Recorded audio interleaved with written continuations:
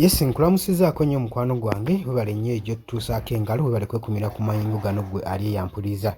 Kino nno tekikirizika ekyabadde ku kitebe kya National Unity Platform olunaku olw'eggulo.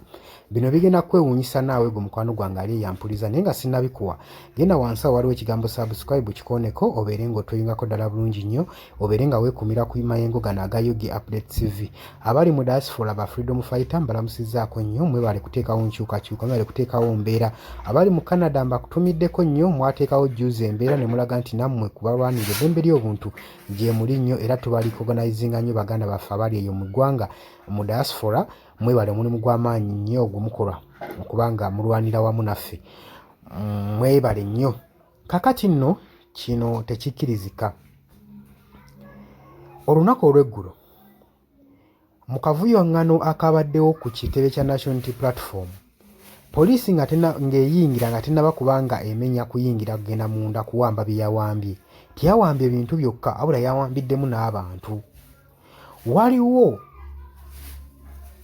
Waliwo abantu 40, abakadde 40 abadde bavudde mu Teso sub-region abadde bazze okukyalirako ekibiina kya National Unity Platform ku kitebe kyabwe ku ofiisi ey'omu Kampala.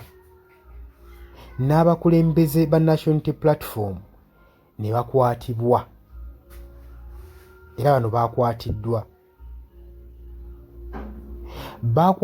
ne basibibwa era badetainingiddwa wali eri ewandegeya ku police station. Omukulembeze Secretary General Louis Rubongoya agamba nti nno mu bwangu ddala nga baakayingira bbaasi yaabwe okubazza ewaabwe ku butaka e Teso, aba militale baabeetoolodde ne babasalako ne babaggyawo ne babatwala wala ewataategeerekese era ne baba odalinga ne babatowa oda nga tebalina omu akkirizibwa kukwata yadde essimu emukubibwa. Oluvannyuma lw'okufeyiringa okubatresinga essaawa eziwerako, amawulire gaavuddeyo nga galaga nti bano baadde babuziddwawo nga batwaliddwa mu kifo ekitaategeerekese nga tebannabeera kubanga baleetebwa ku poliisi ey'ewandegeya. Abakadde bano nkugambye balinga 40 baadde bavudde mu Teso sub-region nga bazze okukyalirako ku kitebe kyabwe kya National Unity Platform kuba bulijjo bawulira kiwulire nga baagala okumanya ekitebe kifaanana kitya, ssaako n'okukwata ku bakulembeze abakoze omulimu ogw'amaanyi okuteerawo okulaga essuubi mu ggwanga. Abakulembeze ba National Unity Platform naye baabuwe ebyembi, akavuyo abasangidde abasajja ne babayoola.